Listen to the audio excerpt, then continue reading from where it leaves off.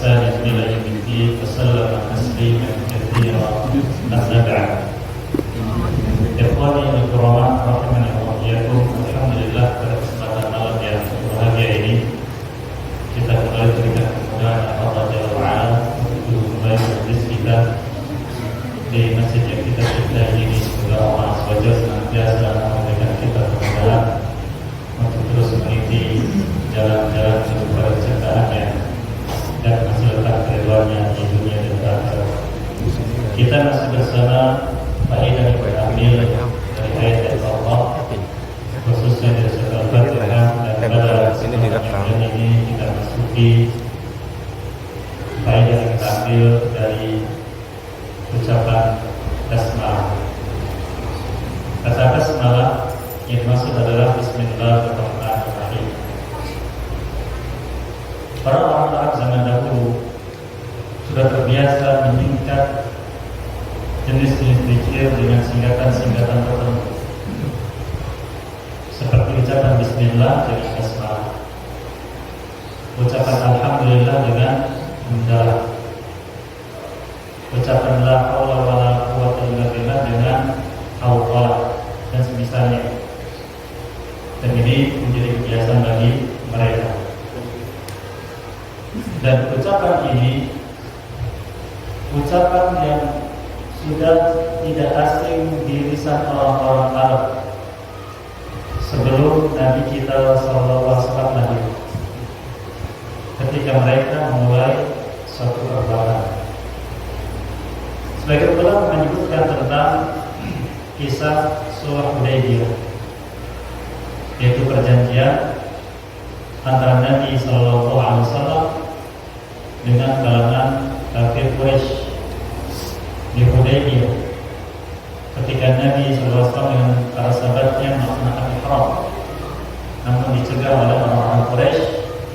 Lalu terjadilah perjanjian dan dituliskan kesepakatan. Nabi kita SAW meminta kepada Ali bin Abi Thalib radhiyallahu anhu untuk menuliskan naskah perjanjian dengan mengucapkan atau menuliskan Bismillahirrahmanirrahim. Orang-orang Quraisy yang saat itu diwakili oleh Suhaib sebelum masuk Islamnya mengatakan, wa Ar-Rahman, apa itu Ar-Rahman? Mereka mengingkari nama Ar-Rahman, Allah SWT. Yang mereka kenal Ar-Rahman adalah julukan untuk nabi palsu yang ada di Madinah, itu Musailamah Al-Kadzdzab. Tentang masalah ini insyaallah akan kita ambil kajian yang khusus ketika kita masuk ayat, yaitu Ar-Rahman Ar-Rahim, terkait dengan Asmaul Husna dan adab-adab kita adabnya insyaallah ta'ala. Maka Suhail mengatakan, uktub bismikallahumma, tuliskan bismikallahumma, karena kami mengingkari Ar-Rahman, Allah SWT. Maka Nabi pun memerintahkan Ali bin Abi Thalib, uktub bismikallahumma, sebagai awal dari risalah. Sebagian sahabat menunjukkan rasa tidak suka, bukan kepada Nabi SAW, tapi kepada orang-orang Quraisy. Sampai dikatakan kepada Rasulullah, alasta Rasulullah haqqan, bukan Rasulullah SAW yang benar. Maka beliau jelaskan itu dan dituliskan naskah perjanjian dengan Bismillahirrahmanirrahim. Yang kita ambil syahid di sini yang sebagai penguat bahwa orang-orang Quraisy itu mereka melakukan itu. Kemudian ketika turun firman Allah Subhanahu wa taala dalam surat An-Naml yang menyebutkan innahu min Sulaiman, dalam surat yang menjelaskan tentang Nabi Nuh alaihissalam, surat Hud, ketika Nabi Nuh alaihissalam mengucapkan Bismillahirrahmanirrahim, maka beliau kemudian mengganti ucapan Bismillahirrahmanirrahim dengan Bismillah. Kemudian ketika itu ayat berikutnya tentang Nabi Sulaiman alaihissalam dan surat An-Naml yang menyebutkan surat Innahu min Sulaiman Innahu bismillahirrahmanirrahim, maka beliau setelah itu membiasakan dengan ucapkan Bismillahirrahmanirrahim. Ini sekilas tentang basmalah. Maka menjadi keharusan dari kita yang akan kita sebutkan insyaallah beda-bedanya untuk memulai suatu perbuatan dengan ucapan Bismillah. Ucapan Bismillah ini sudah kita sebutkan di majlis yang lalu. Apakah dia harus Al-Fatihah atau bukan? Ada dua pendapat.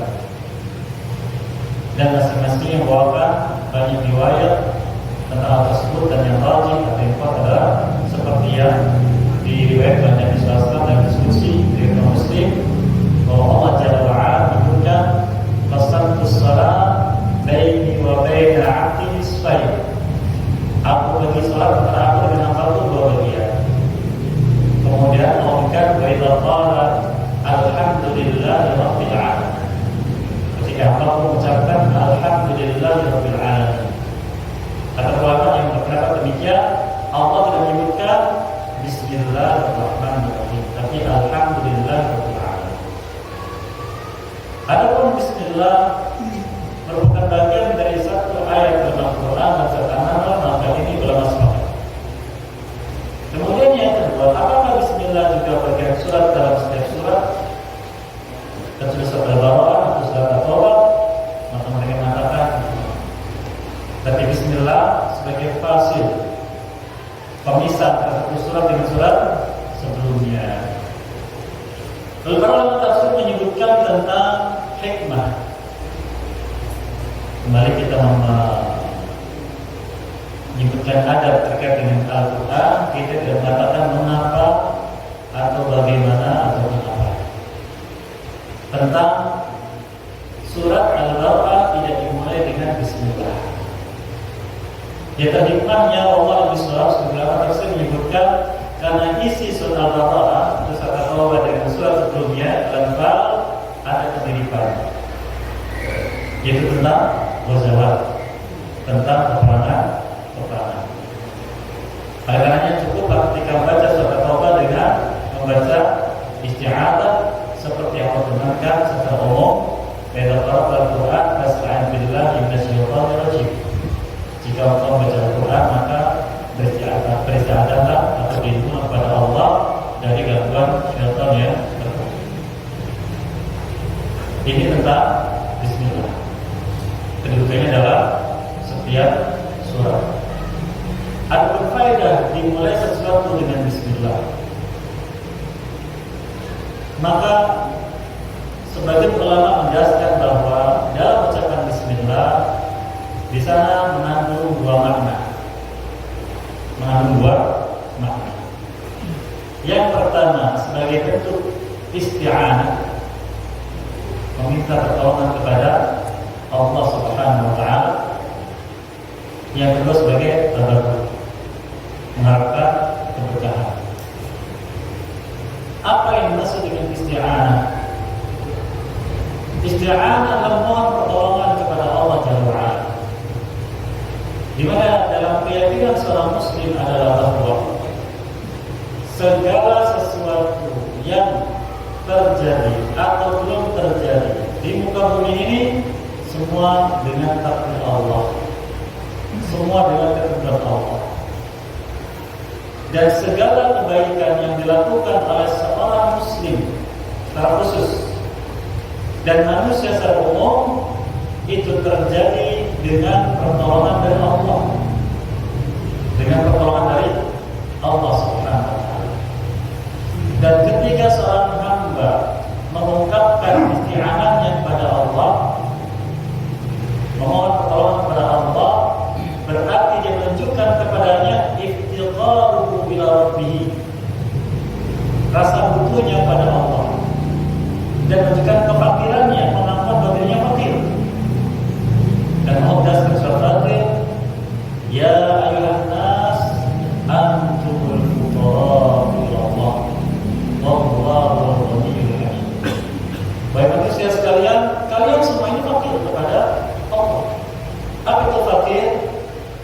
yang fakir adalah tidak mampu untuk memenuhi kebutuhannya sendiri, maka butuh kepada Allah Subhanahu wa Ta'ala.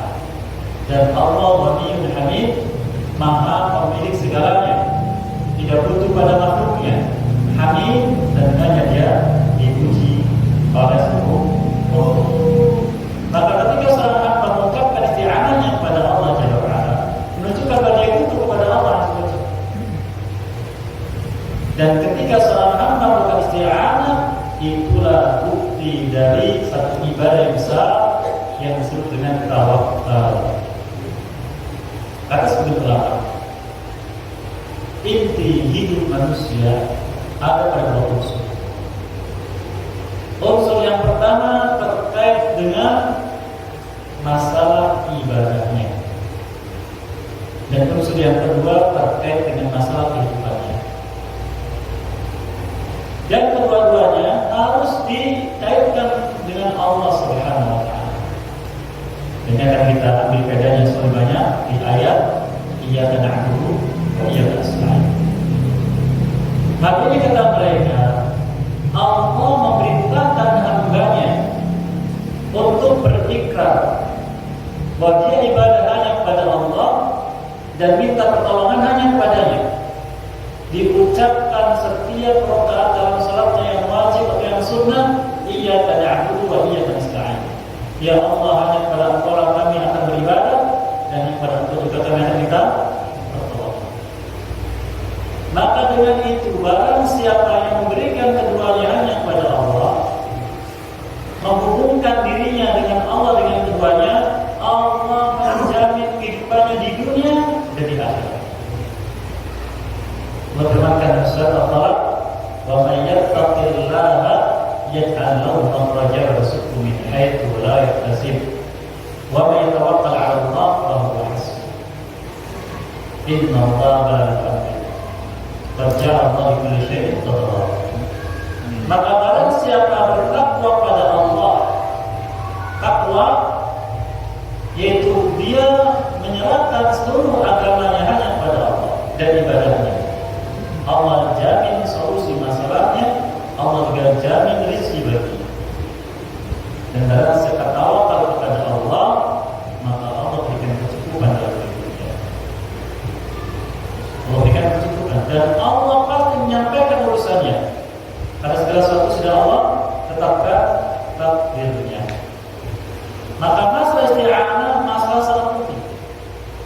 Sebab makhluk, kata sebagian ulama, khususnya manusia dalam hal ini, dan seorang muslim itu lagi, la yumkinu an yashuddu hajati bi nafsihi wa huwa yahtaju ila ghayrihi. Setiap hamba tidak mungkin bisa mencukupi dirinya oleh dirinya sendiri. Dia butuh orang lain untuk memenuhinya, membantunya. Kita makan nasi tidak mungkin berasa kita tanam sendiri. Kita beli dari penjual dari petani beli bibit begitu, perputarannya. Segala sesuatu tidak mungkin kita memenuhi kebutuhan sendiri.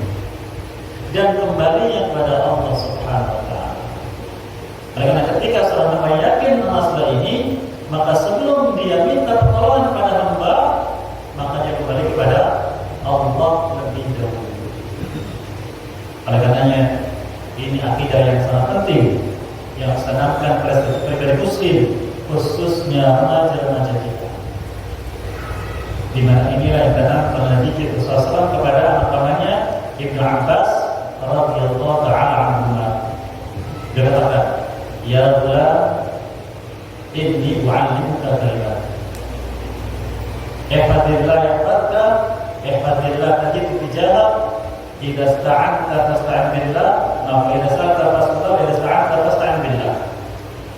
Wahai anakku, saya akan ajarkan kepada engkau beberapa perkataan yang sangat penting. Jaga Allah, Allah pasti menjaga. Menjaga Allah itu menjaga syariatnya. Jagalah Allah, engkau akan mendapati Allah di depanmu. Karena Allah senantiasa menyertai orang yang beriman. menyertai orang yang berbuat kebaikan. Dan jika engkau meminta sesuatu, langsung minta kepada Allah. Dan jika engkau minta tolong kepada Allah.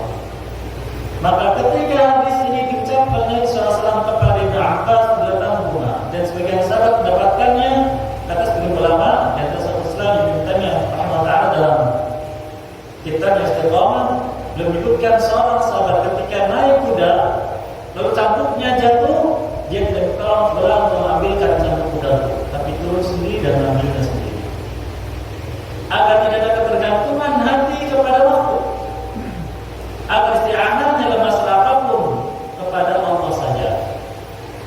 Walau ketika tersedal, putus, tidaklah gampang nanti lagi tidak, tapi minta dulu kepada Allah. Allahumma inni as'aluka badilahu. Ya Allah, minta padamu ganti dari sini. Subhanallah. Itu akidah yang ditanamkan Nabi SAW kepada para sahabatnya, yang dengan itulah mereka memiliki iman yang kuat. Selain dari ibadah, mereka juga beristighfar. Oleh karenanya, ucapan Bismillah atas ulama menjadi ucapan pertama dalam setiap kegiatan. Nanti akan kita sebutkan insya Allah beberapa contoh yang dilakukan Nabi SAW. Yang kedua, sebagai tabarruk. Apa tabarruk? Tabarruk adalah talabul barakah, mengharapkan keberkahan dari apa yang dilakukan. Wal barakatu hiya al-kifayatu wa ziyadah. Dan keberkahan adalah kecukupan dalam sesuatu bahkan lebih. Dan termasuk tabiat manusia, ketika melakukan apapun, dia ingin apa yang dilakukan berkah. Ingin apa yang dilakukan adalah berkah.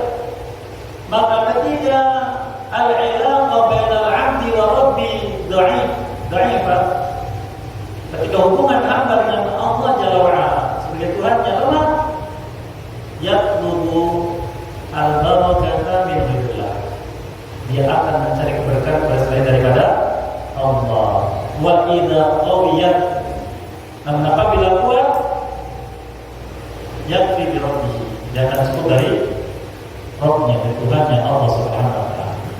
Maka kita lihat sekarang manusia dari masa ke masa, bahkan tidak menutup kemungkinan pun kaum muslimin ketika ingin melaksanakan usaha apapun, mereka berharap usahanya berkah. Apa yang mereka lakukan? Pergi ke sana, pergi ke sini, datang ke fulan, datang ke alam, untuk apa itu? Minta sebab berkah. Maka jangan aneh kalau di kotak uangnya ada selembar secari kertas berupa hizib-hizib, wirid-wirid, untuk apa? Jangan aneh kalau di sudut tokonya ada apa? Sesuatu. Dan ini paling nampak di kota kita, sekitar kita. Saya suka perhatikan kalau mau masuk toko non muslim, saya lihat ke atas ya, ada cermin bulan, ya. Atau masuk ke tokonya, lihat di sudutnya ada apa? Ada dupa, ada ini. Apa itu? Tahu belum? Mencari keberkahan. Dan mengapa pohon-pohon yang besar, yang tua dikunjungi? Untuk apa? Untuk mencari keberkahan. Dan mengapa kuburan para wali didatangi? Untuk mendapatkan mencari keberkahan. Khususnya pada bulan yang mulia ini. Iya, di hari Asyura, di tempat-tempat tertentu berkumpul manusia etika, melakukan kegiatan tertentu untuk mendapatkan berkah. Yang jauh-jodohnya agar segera dapat, yang dagangannya tidak laku-laku agar segera laris dan sebagainya. Wa hadza laisa bi min ayatina. Ini bukan asing dari kehidupan kita. Mujarradun di atas, terbukti pada kehidupan manusia. Seorang muslim tidak. Itu akidah yang bagus. Berkah dari Allah SWT. Dan keberkahan itu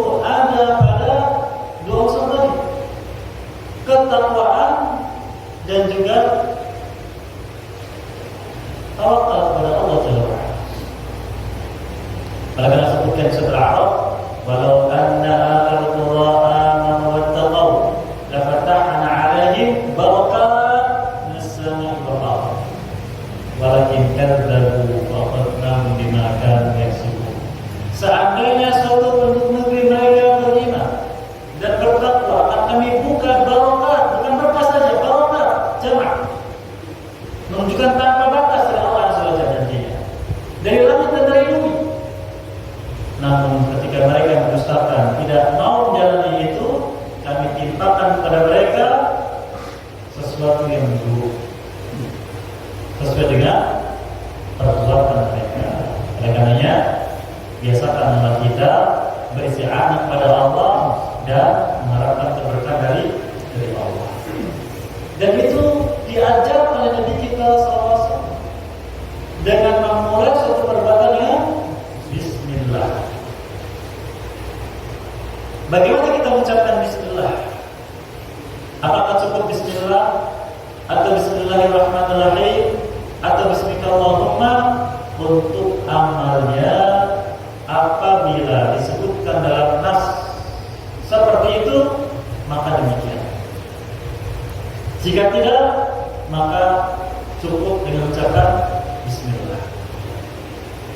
Memulai suatu perbuatan dengan Bismillah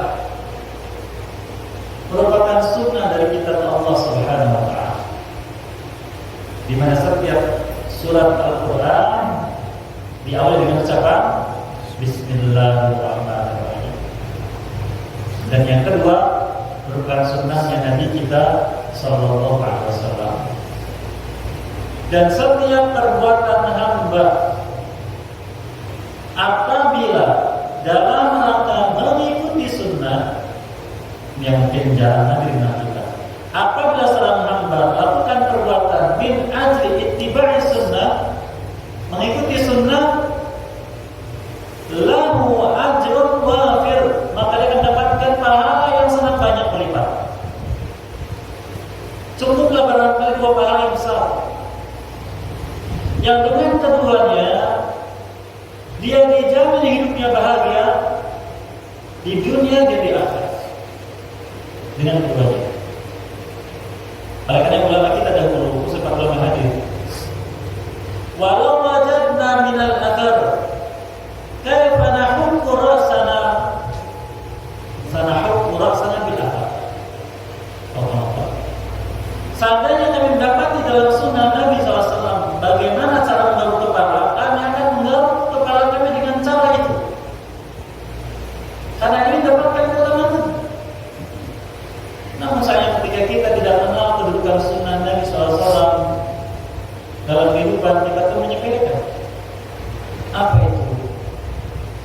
Allah Ta'ala sendiri menegaskan di surah Imran, qul in kuntum tuhibbuna Allah fattabi'uni. Kata Allah, katakan Nabi Muhammad SAW pada mereka orang Quraisy itu,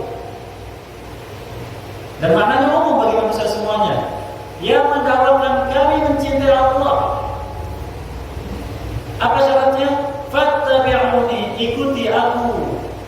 Siapa yang menyuruh? Allah Jalla wa'ala kepada Nabi SAW menyampaikan pada manusia. Ini pun ayat bantahan kepada siapapun mengatakan kita tidak butuh sunnah. Kita tidak butuh sunnah, yang menyuruh Allah sendiri. Fattabi'uni, ikuti aku. Apa yang akan berikan? Yuhibbukumullah wa yaghfir lakum dzunubakum. Allah akan mencintai dia, akan mencintai kalian dan mengampuni dosa-dosa kalian. Subhanallah. Mencintai kalian, mengampuni dosa-dosa kalian. Sedangkan kita ini dari waktu ke waktu yang kita jalani isinya adalah dosa, dosa, dosa, dan dosa. Salah, salah, salah, dan salah. Namun kita tidak sadar. Kita hanya sadar, saya kan banyak ibadahnya, saya banyak ketaatannya, dan sebagainya, sehingga merasa saleh.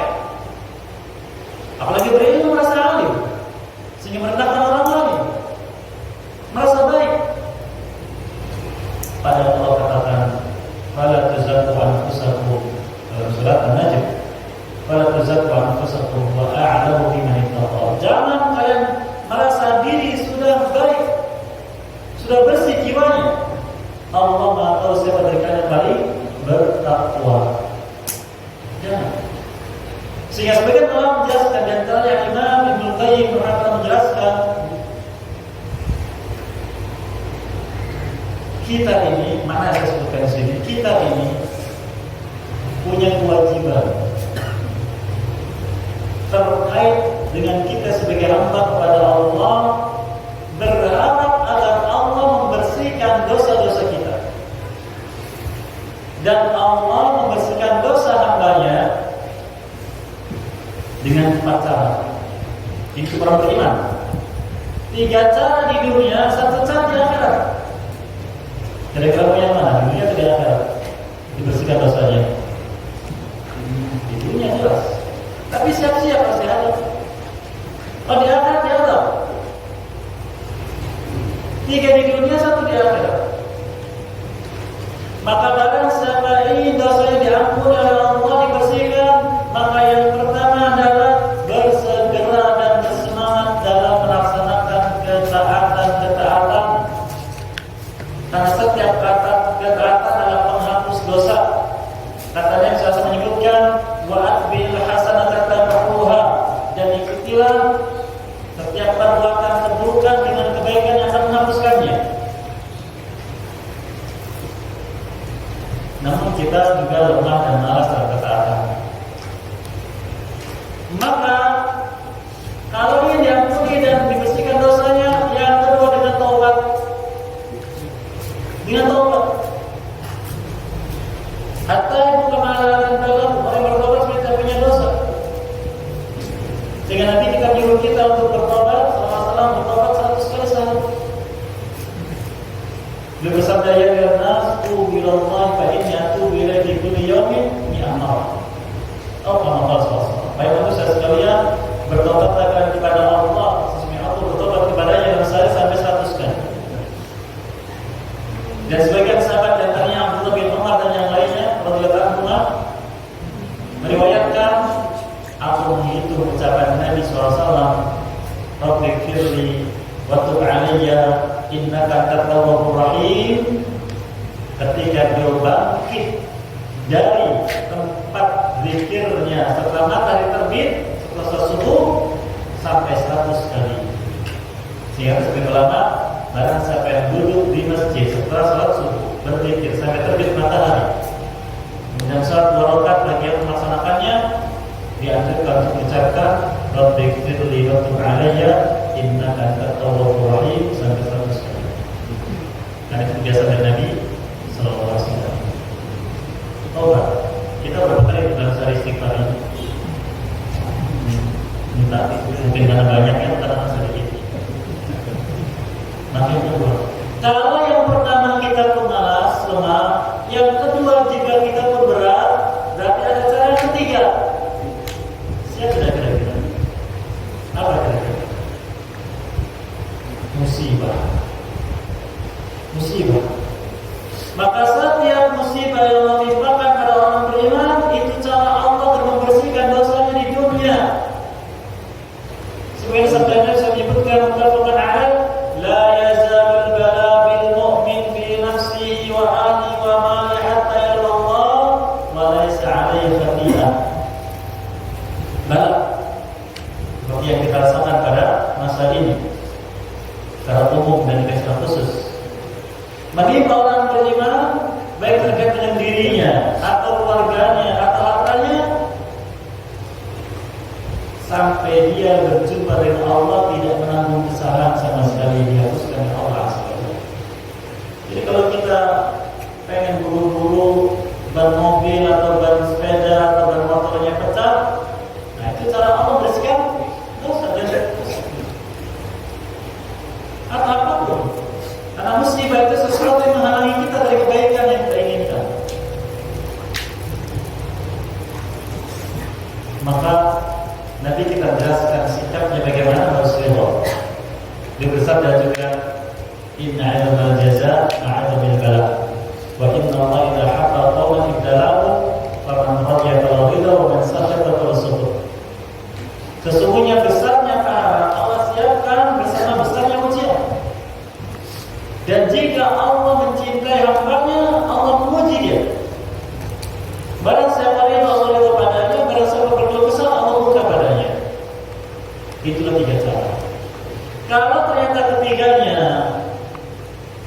juga menghapuskan dosanya. Berarti tinggal cara yang keempat, waliyadzubillah. Kita beri kepada Allah dari cara tersebut, yaitu dibersihkan dulu dalam azab.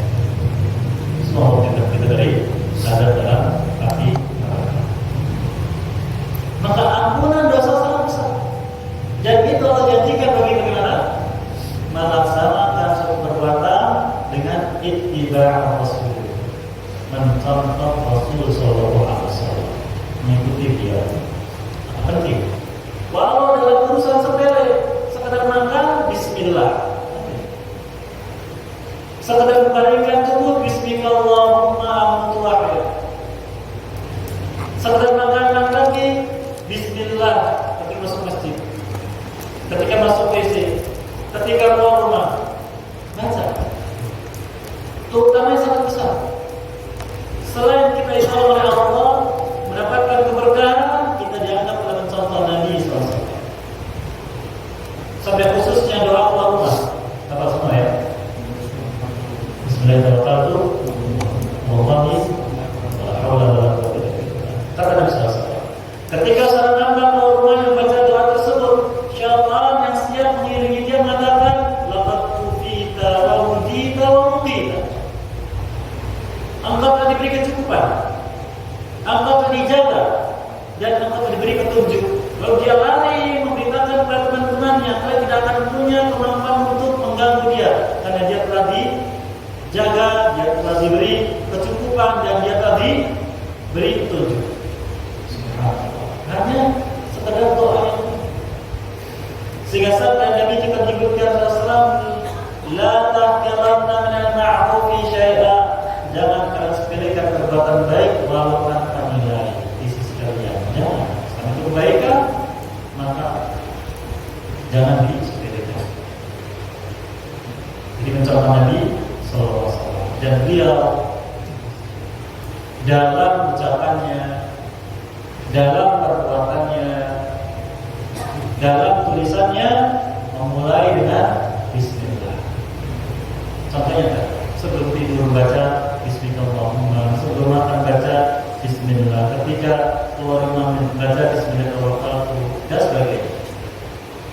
Bahkan ketika ingin melakukan sesuatu yang sembunyi-sembunyi, apa itu?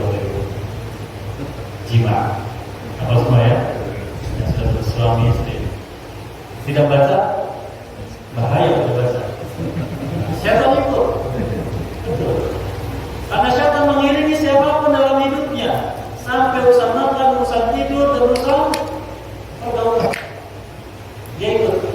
Sehingga doanya, wajanni bisyaitan mimma razaqtana, dan jauhkan pengaruh syaitan dari yang merezekikan pada kami, yaitu anak.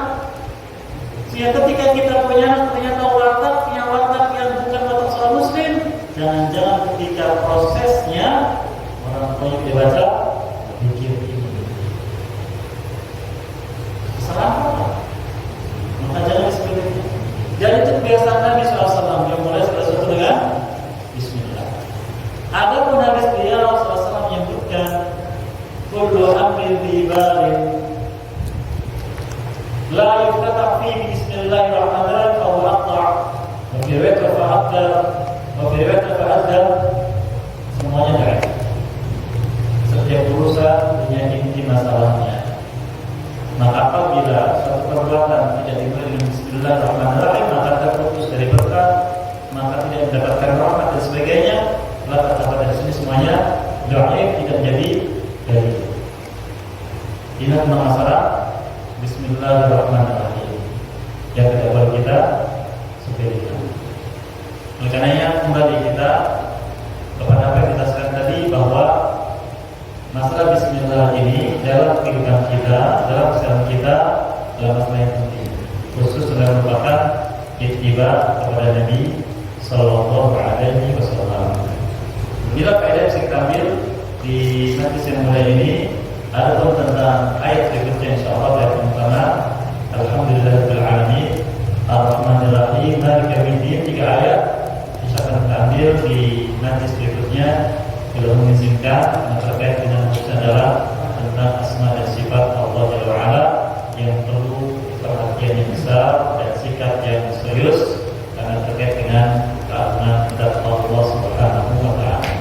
Apa yang baik berkahi dan mudah-mudahan bisa mengamalkannya, apa yang keliru semoga Allah maafkannya dan semoga kita jauhkan dari segala keburukan dan diampuni dari segala dosa, dan semoga kita bersama orang yang diberikan taufik untuk istiqomah di atas iman dan istiqomah di atas sunnah Nabi-Nya sallallahu alaihi wasallam sampai berjumpa dengannya pada kita. Barangkali yang disampaikan bersilakan.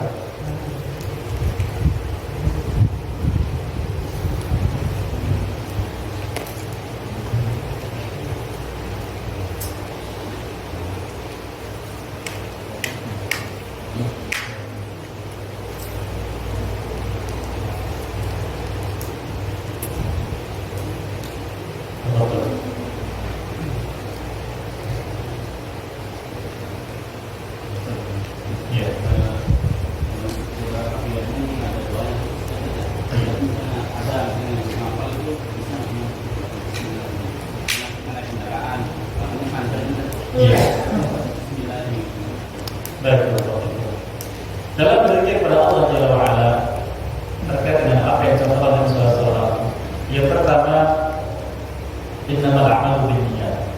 Amal tergantung dari niatnya. Ketika seorang hamba ingin melakukan perbuatan dan punya niat dan berbuat lebih baik, maka dia mendapatkan satu kebaikan. Yang kedua, dalam masalah amal, walaupun masalah amal wajib, kaidahnya Allah firman, la yukallifullahu nafsan illa wus'aha. Allah tidak membebani suatu jiwa melainkan sebatas maksimal dari kemampuannya. Adapun apabila dia ingin mendapatkan kesesuaian dengan apa yang dilakukan Rasulullah, maka butuh yang ketiga, yaitu butuh at-ta'allum, belajar. Dan belajar itu dengan membaca, menghafal, dan mengamalkan dengan bimbingan guru tentunya. Dan apabila ketiganya ada pada seorang hamba, maka insya Allah dia mendapatkan taufik seperti yang disabdakan Nabi SAW menyebutkan, man yuridillahu bi khairan yufaqihu fihi. Barang siapa yang inginkan kebaikan oleh Allah di dunia dan di akhirat, dia jadikan faqih dalam masalah agama. Niat terus, keinginannya baik, diberikan kemampuan maksimal untuk berbuat kebaikan, dan dia pun ilmunya memiliki. Demikian. Allah SWT. Adapun bila ternyata kemampuannya terbatas dan baru apa yang mungkin bentuknya baik, maka ini sudah mengatakan keberatan. Al-Imam Hajar pernah menyebutkan dalam Bulughul Maram, dalam kitab sifat salat, tentang orang yang belum bisa membaca apapun zikir-zikir salat. Ditanyakan kepada Nabi SAW, maka beliau mengajari untuk baca tasbih. Apakah itu tidak boleh? Diajarkan Nabi SAW. Tapi kata ulama, dia itu setelah itu belajar tentang apa yang harus dia baca dalam sholatnya. Jadi berlaku untuk hal-hal yang lain. Allah. Terus. Ya. Baik, Bapak. Masalah ini sudah kita paparkan di majelis yang lalu, namun kita sebutkan lagi insya Allah terkait dengan pertanyaan ini. Ulama berbeda pendapat tentang ucapan Bismillah ketika sholat jahar, itu maghrib, isya dan subuh. Apakah dijaharkan, itu disuarakan sehingga bukan hanya diri kita yang dengar, tapi orang lain juga dengar ketika menjadi imam khususnya? Maka masalah ini ulama berbeda pendapat begitu. Sesuai dengan dalil yang mereka anggap sebagai dasar. Dalil yang pertama yang menyebutkan bahwa Bismillah bagian dari Al-Fatihah, maka mereka menjaharkan. Sedangkan yang mengatakan Bismillah bukan bagian dari Al-Fatihah, maka mensirkan. Namun sirnya bukan sir tidak dibaca. Sir itu kata sebagian ulama yaitu an yuqala bihi wa yasma'u udhunihi. Wa yasma'u udhunuhu bi nafsihi.